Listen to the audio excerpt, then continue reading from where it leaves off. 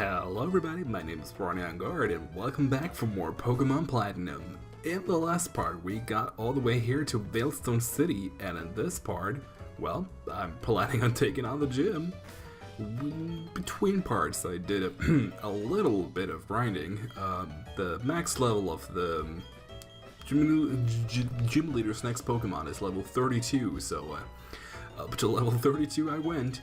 Also decided to add Alilat to the team, because, you know, I really do like it, and in general, it's probably going to be pretty useful against the gym ahead. Well, it's going to be able to take a fair bit of attacks, and, you know, extrasensory is probably going to do at least a little bit against the offenders. Gosh, couldn't think of a better word, really. I think, actually, because right now I do have the Amulet coin on it, but these trainers don't really give that good money anyway, so I'm thinking of actually just putting on the Mind Plate. Also, between parts, I took the liberty of going past some of the cut trees.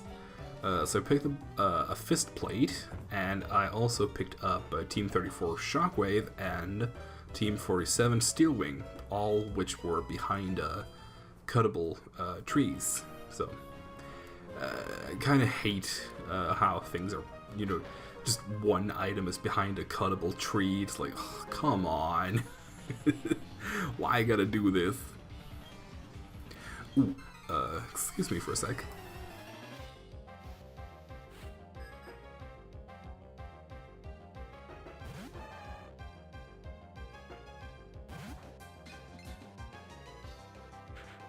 Sorry about that, just had to quickly take care of... Am I actually faster than a Machoke? That has got to be some kind of fluke. And actually wanted to kill it too. Wow. I kind of didn't expect that, to be completely honest.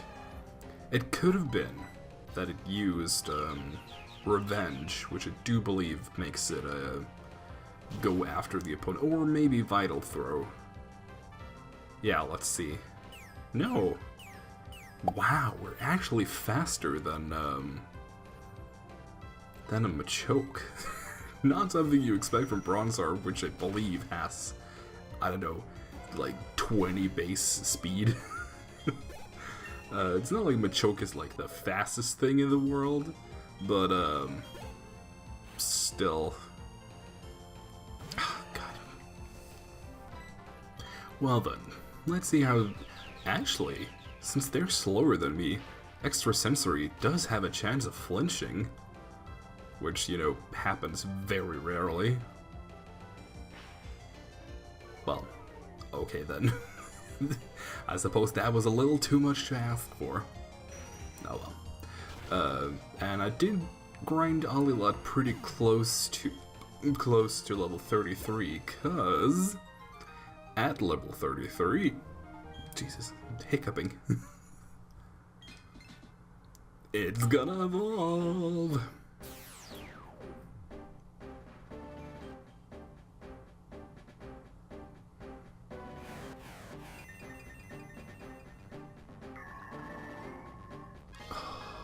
God, I love Bronzong. Again, definitely one of my on my top 10 list, pretty much. No, I'm not gonna learn fucking Block. Pfft. Who the hell uses Block? Like, especially in-game. Let's check it out, actually. Ooh, oh. Huh. Actually has much better offensive stats than I thought it had. Huh. G Willikers. Let's give experience here back to Work Bitch, because, you know, kind of want to evolve it as quickly as possible, just so that, you know, I don't run the risk of accidentally, you know, letting it get killed before it evolves, because That has definitely never happened to me before. There's been plenty of times where I've had my starter, get to, the late 20s or early 30s, fairly close to evolving, and then, all of a sudden just, nope, denied. Because, the starters are some of the Pokemon that evolve, to the last stage the slowest, because, middle 20s to early 30s, you get a lot of Pokemon evolved. Like most, quote-unquote normal Pokemon evolve by then, so the starters are definitely some of the slower ones. And the thing is that, when you get to, like, the mid-30s, you have a lot of Pokemon that are fully evolved fighting against your not fully evolved starter, and, that, definitely spells, could potentially spell disaster. So let's, continue our onslaught against, this gym. Now, Alilat does have, heat proof instead of, levitate, which I definitely would have preferred.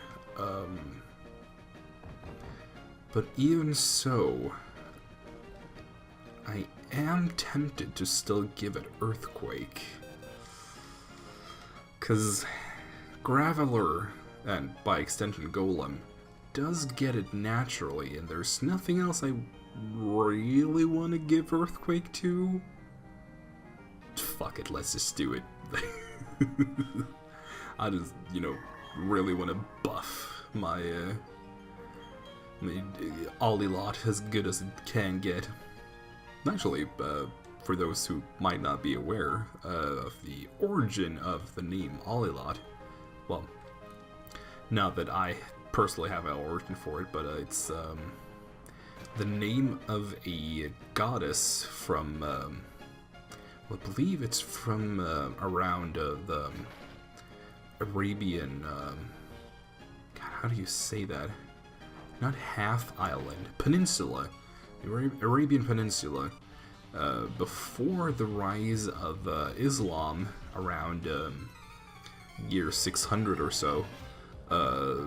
One of the, main goddesses that was, praised. God, how do you say that? Worshipped. One of the main goddesses that was worshipped was Alilat, or Al-Lot. A-L. A-L line L-A-T. Well, I mean, you're trying to explain, something of a completely different language with English and just generally. Well, not just that it's a different language, but it's a completely different way of writing, because the Arabic has that very specific way of writing the quote-unquote alphabet, because you have the way we all our letters and numbers are written with the Latin alphabet, but they have the very specific Arabic alphabet. Anyway, the story of Alilat is that when because that was one of the goddesses worshipped at Mecca before Islam became even started to exist, because that came to be pretty quickly around I think it's 622 is the official start of Islam. So before then it was polytheism, where you worship a lot of different gods, like you have in, for example, Hinduism, and a lot of different nature religions have that, where you don't have one god as you have in the Abrahamic religions.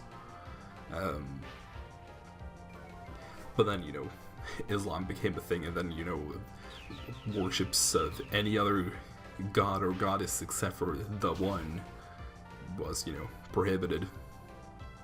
But I definitely I don't know why it is, but I definitely have like a proclivity towards, you know, goddesses. I don't know what it is really, but I just really like any, you know, religion that, well, not specifically just religion, but any, well, I suppose religion is the correct word, that has a lot of, either has a lot of female gods, aka goddesses, or has, you know, a goddess as the primary one. Because I feel like that's one thing that I don't appreciate too much about the Abrahamic religions, you know, Christianity, Judaism, and Islam. Yeah, Islam would be the correct way to say that, I suppose. Because there's a very, like, male, specifically male energy about it, and, you know, I don't know. I like a good mixture of male and female energies, so. But I do actually, you know, if I had to choose, I definitely like a female energy above a male one, so. But I mean, gee, who would have guessed a freaking drag queen preferring female energy above a male one? But then also, because I mean, that is just the origin of Alilat in general. Well, not a very good origin. Well, not a very well explained origin, I should say. The fault is not on the story itself; it's on the storyteller here. But I did come to learn of Alilat from Persona. Actually, was the way I was introduced to it. And I really, really liked Alilat in that game because it's a very, like, defensive persona, and I mean, y'all probably already know how I feel about, you know, defensive stuff. Gosh darn it, I love it. Okay, please don't get a critical, please. Okay, that's good. Swear to God, if it actually got a critical hit, I would have been incredibly mad. There goes Lucario's, and now should only be a Machoke left. Which, I believe I'm pretty sure I'm outspeeding it, and I'm pretty sure that an extrasensory boosted by the Mind Plate would be enough, but I kind of don't want to take the risk. I don't know if it has payback. I think it might have Rock Tomb. Let's take a risk. If it goes for payback, I'm pretty much boned. Okay, no, we're in the clear. I should have gone for Air Slash. I am an idiot. And I didn't even get... Yeah, okay, yeah, he's got Rock Tomb. It shouldn't do... Yeah. Yeah, I'm, not too worried. Oh, Lord. That, went much better than it could have ended, potentially. And again, you know, I could have potentially have been safe by leaving Bronzong in, but I didn't want this to be like one of those things where I introduce a Pokemon in an episode and then it just dies by the end of it. Because I feel like that has happened before. But it has definitely happened to me, you know, just playing by myself, that, you know, oh, I'm gonna put this Pokemon on my team, and then it just, you know, by the end of the area, it dies. Ooh. Ooh, don't tempt me, game. Don't do this to me, game. I really want to give it to Narcissus. Oh. But I want to save it, because Drain Punch is a really good move. Oh, let me, you know, wait a little bit. Because it does already have Jump Kick, but, you know, as I've already talked about, I don't want to rely on Jump Kick. oh, you have that 5% chance of, really fucking hurting yourself, and not prepared for that, to say it mildly. But yeah, I feel like there might come a time where I regret giving Earthquake to Alilat, but for now, I'm pretty cool. I'm good with my decision. And as I said, I potentially could have given it to Rox Raquel, but she does get Earthquake on her own. I don't remember when exactly. I think it's around level 40. Probably gonna pop up on screen right now when it actually gets it. But it's not like how it is. I know, for example, with Rhyhorn and Rhydon, they get a lot of good moves. Like, for example, they do get Earthquake naturally. They get like Mega Horn, and I think in the newer games they get Rock Slide and or Stone Edge. I don't remember if they get either, both, or neither. I don't know. They do get a lot of good moves leveling up, but they get it like crazy late.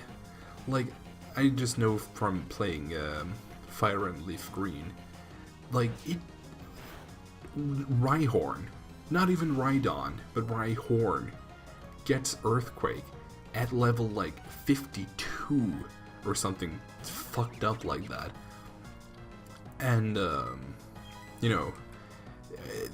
that's not even talking about Rhydon, which gets it even later. Like, I think it gets its last move, Mega Horn, at like 63. You're not even like when you're fighting the very last, like when you're doing your rematch with your rival, maybe you will be around level 60. But like throughout the entire game, girl, you're not getting Mega Horn. No chance in hell. Well, actually, you know what? Let me pull this shit up, because I put in my command. So let's just do this while we're waiting. Look up Rhyhorn in Generation 3. Wait, that was Generation 6. What the fuck? Yeah, okay. Rhyhorn gets Earthquake at level 52 and Mega Horn at level 57. But that would mean that you would have to not evolve your Rhydon, because Rhyhorn evolves at level 42. So, yeah, you have to wait a long while after that. But then Rhydon itself gets Earthquake at level 58. And Mega Horn, I was off. It doesn't get it at 63. It gets it at 66. No way in hell are you gonna grind that far up. That is, unless you are literally trying for level 100. I don't know. I just really get mad when things are like crazy high. Because I'm definitely looking at it from like an in-game perspective, because I don't really play that much. I don't play Pokemon where you actually grind up to level 100. I usually only play Pokemon in the mindset of like, I'm playing until I get to the end of the quote-unquote story mode, and usually that means that you're definitely not even close to level 100.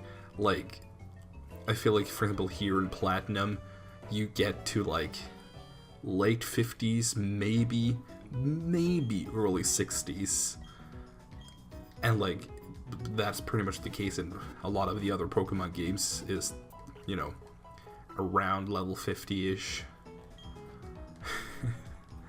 And it's the same thing with, like, not just level up move pools, but also with friggin' evolving.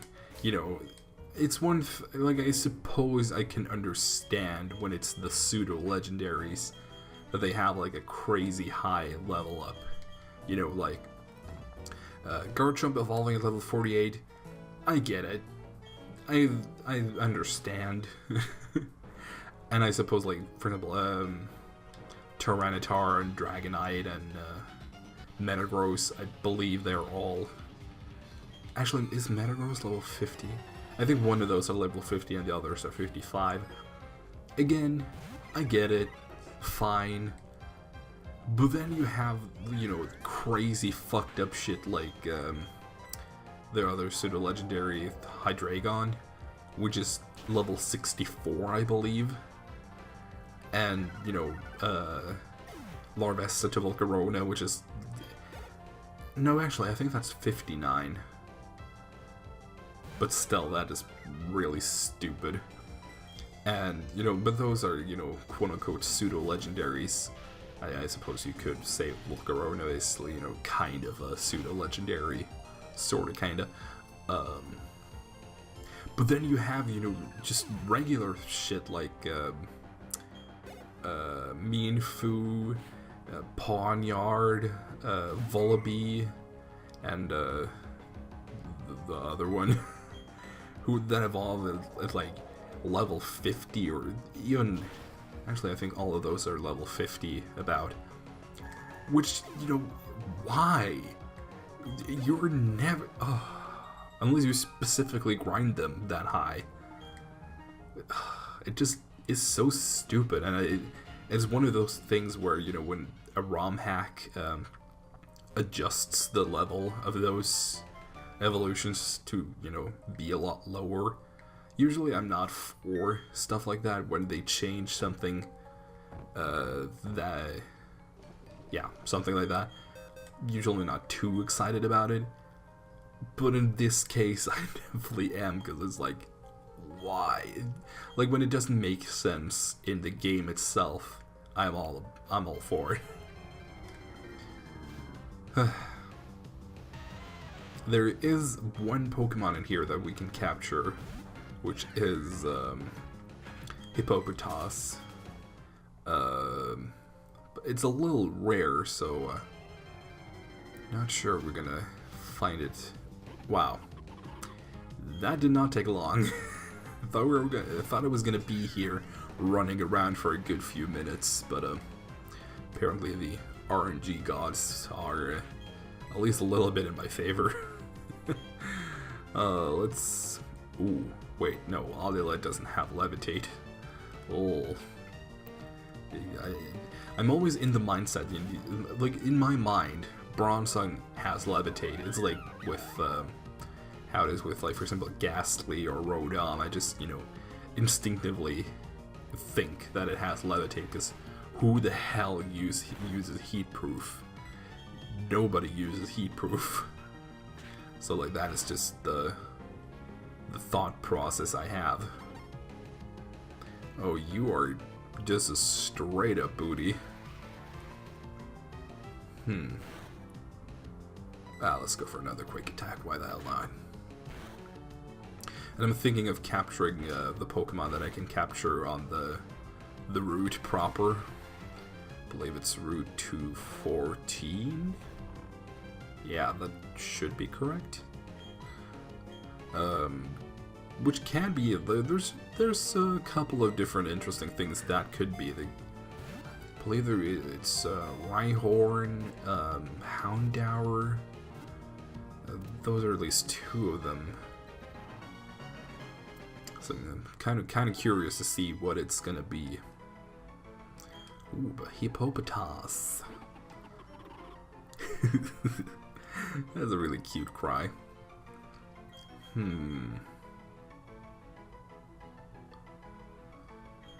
Yeah, that's appropriate. Moomin. Because it looks a lot like the movements. I'm not sure if that's how you say it in English. But, you know, I'm trying, okay? Oh! Oh, I like this. I'm definitely a big fan of the Rhyhorn family, even though I just spent like a good couple of minutes complaining. But I do still like the family, even though their level up move pool is really stupid with the times where they get new moves. Ooh, got the flinch, which I believe is a 30. Yeah, that's a 30% chance. I remember that quite clearly because I have a lot of experience using Air Slash since that's one of the main moves of Togekiss. And you know, since Togekiss has Serene Grace, that 30% is boosted to a 60%. Oh, that is very evil and very disgusting. But I love it. Now, what should we call you, miss?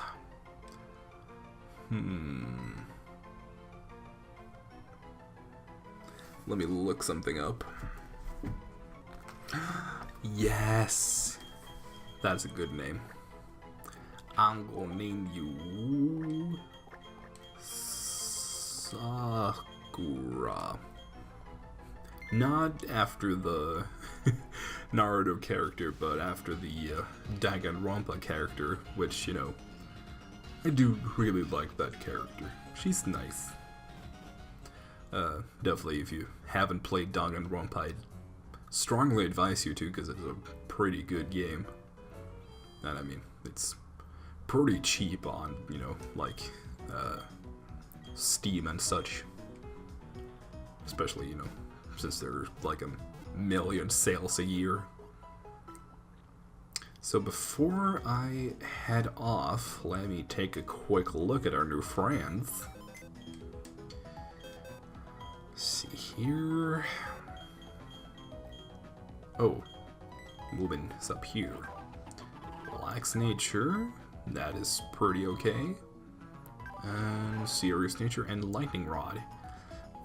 Lightning rod is kind of garbage, since, you know, it's a ground type, so it's immune to electric. Whatever. But I'm kind of, I'm just gonna say this out loud, but kind of thinking about changing out Narcissus for either Mahala or Booty-Xy. Cause, you know, I'm just taking a quick look at its stats, because if you see it on all of our other Pokemon, 75, mid-70s, mid-70s, mid-70s, 80, and then you have Narcissus, which is, you know, almost not reaching 60. Oh, so I'm kind of thinking of maybe trading Narcissus out for another normal type. And, you know, I do really want to use a Chansey. So, chances are I'm gonna put Chansey on the team. But then again, most of its attacks would be something we already have. Oh well, I'm gonna figure that out between parts. So, I'm gonna be seeing you guys in the next time. Goodbye.